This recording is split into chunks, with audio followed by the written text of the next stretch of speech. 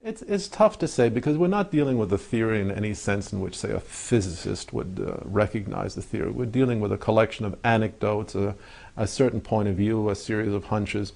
I would say that the most outstanding, the salient points are, first of all, the fossil record, which is simply mystifying. We can't make much sense of the fossil record. It does not sustain any kind of Darwinian prediction that can be intelligently derived from Darwinian theory, and it doesn't seem to sustain anything else as far as I can see. It's a perfectly mystifying record. That's one obvious point. I'm not talking just about the Cambrian explosion, I'm talking about everything that doesn't make a whole lot of sense in the fossil record.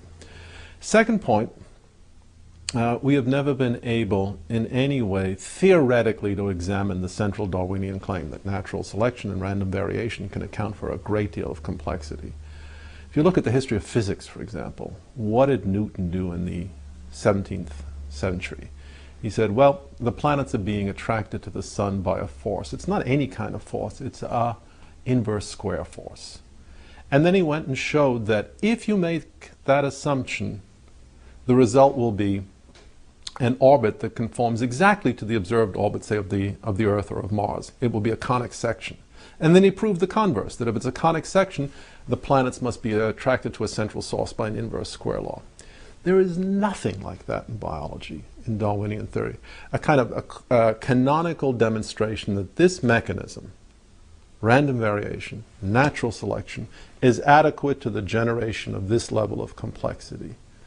From the point of view of the serious sciences, without that kind of a demonstration, one is completely adrift. You have no idea whether the mechanism is adequate for its intended purposes. This is the second point. Third evidential piece of the puzzle. Look, you turn to the serious sciences, you turn to general relativity or quantum mechanics. I can program a computer with the equations of general relativity or with the equations of quantum mechanics, and I can say, all right, what are the consequences? I can actually see the consequences emerge in a simulation. We can't do any of this in biology, and that should prompt any reasonable person to ask, why not?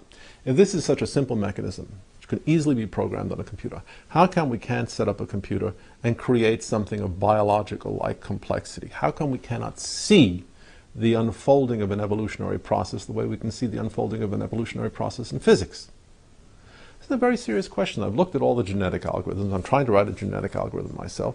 And the sheer fact is, without a tremendous amount of very special manipulation and ad hoc constraints, the computer is not going to generate anything realistic if it uses Darwinian mechanisms, and it will generate something realistic only if it doesn't use Darwinian mechanisms. This is an important point.